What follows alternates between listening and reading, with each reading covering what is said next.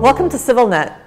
My guest today, for the second time on CivilNet, is Jihad Yazigi, who is the editor of the Syria Report, an analyst, an economist in Beirut now. And we're going to be speaking with Jihad about developments in and around Syria. Jihad, thank you. Welcome to CivilNet. Thank you.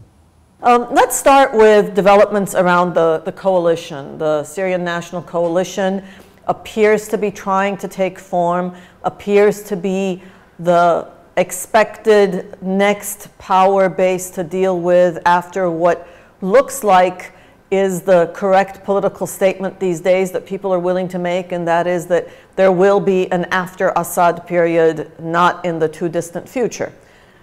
So if we accept all of those premises, we have the Syrian National Coalition taking form, and one of my questions is, what is happening internally? Where do the minorities fit? In all of this discussion about the post-Assad period, one of everybody's first concerns has been how minorities will be treated. How does that look? It is obvious that because the topic has been put forward by many commentators, by many foreign countries, the issue of the position of the opposition towards the minority is an important one, and the National Coalition, at least in words, is saying that it's an issue of concern for it too.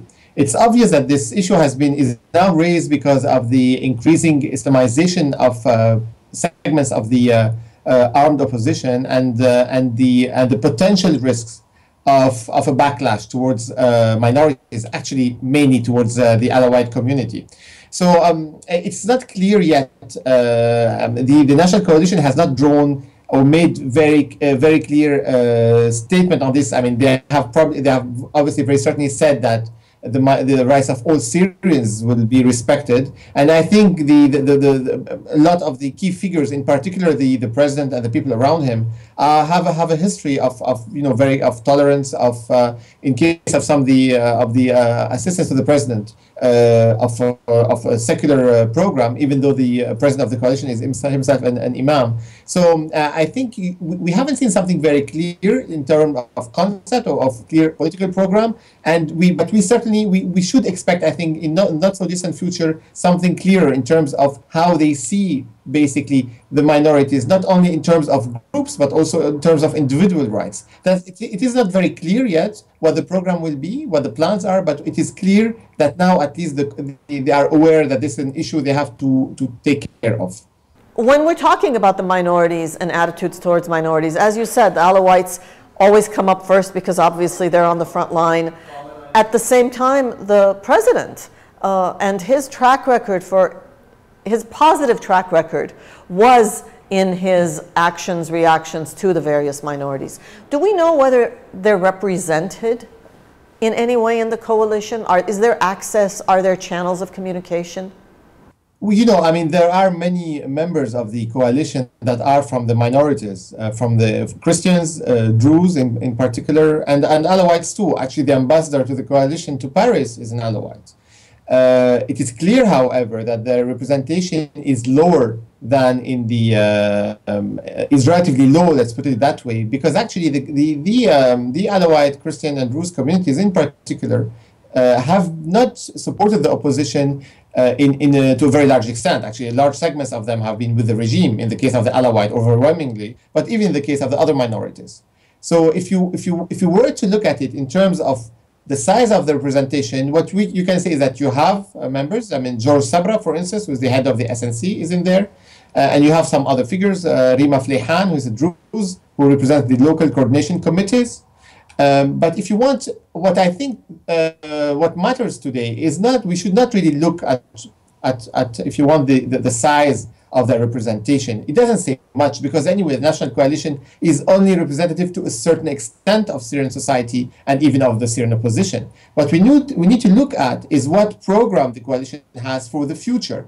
What does it mean to protect a minority? What does it mean to be a minority? Do we want a sectarian system similar to the Lebanese system, where every minority has specific quota, which would create significant dangers to Syria as a society? Do we want to ignore entirely the minority issue and then create real dangers, or at least fears of retribution for the minorities. Do we know if they are looking forward? Do we know if the coalition is working not simply on acquiring power, maintaining power, transition, but also looking forward, both in terms of the sectarian concerns, but especially economic concerns?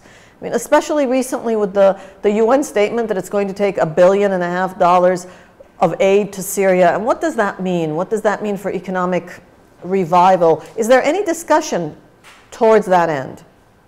No, there is unfortunately, there is discussion, but unfortunately too limited. The $1.5 billion figure given by the UN relates to the aid to be given to refugees. But if you actually talk about the figures that will need to be spent on reconstruction, you are talking of a much larger figure. You are talking of a figure of around $60 billion. That's what the opposition has said. And that's what some people of the regime have said.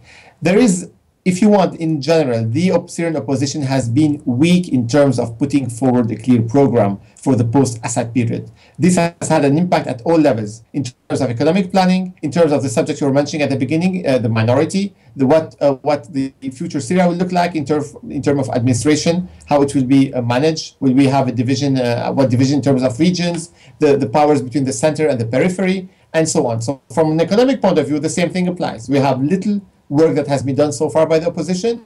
We know that it's going to cost a lot of money to rebuild the country. We are not sure where this money is going to come from, and we know that the money that is going to be brought to Syria is going to come with conditions. So there are serious concerns for the post-Assad period, but unfortunately there isn't yet a very clear agenda. You have to say, though, to the credit of the coalition, actually, or at least to if you want to try to understand a bit what the problems they are facing, there is such a huge humanitarian crisis in the country that really everybody is focused on trying to find a solution to end this conflict, to get over to this new period. So that's obviously not an excuse, but that's the only a credible reason you can find to justify the state of affairs. What's the situation of information transmission within the country? The information that you're giving us, is this something you as an analyst follow 24/7, and therefore you have some idea? Do the people in country who, whether they want this to happen or not, know there is going to be a next phase? What information do they have about what the coalition is thinking about the next phase? A glimmer of hope, a glimmer of well, at least it's going to get better sometime. Is there information internally? That's a very good question. I mean, how in practice, the people overwhelmingly are managing their day-to-day affairs. Now you have the level of violence, the humanitarian daily crisis that people are going through is weighing a lot on their daily life. And to tell you that you have ongoing debates in Syria or discussions on what the National Coalition is saying or doing, you would be completely out of, disconnected with reality. I think we should not give shouldn't have too many expectations on what the National Coalition can do. The National Coalition is a grouping of respected figures that provide a political window, if you want, to the opposition. But the image in practice, the reality on the ground is much more different, with different forces around the country fighting. There is one thing basically, uniting all these people, whether it's the opposition abroad or the armed opposition on the ground, which is the need for the regime to fall, the need for the system to crumble, the need for a new country to build. Besides, apart from that, you have had a lot of difficulty today discussing country issues that will affect the country in the future. Economy, politics, or whatever else, whether it's from the opposition or from inside within the society. You have had at the beginning actually a lot of debates. The local coordination committees have some brilliant people who have been trying to debate and discuss this issue, but this hasn't been really formalized, and so the level of discussion is relatively limited so far. Jihad Yazigi, the editor of the Syria Report. Jihad, we'd like to talk to you again, especially about that process of information, because as you say, the conditionalities that Syrians expect that aid and support will come with will color that future discussion, if it doesn't take place now internally. So let's talk about that some more, if you don't mind, and thank you for joining us on CivilNet. Thank you.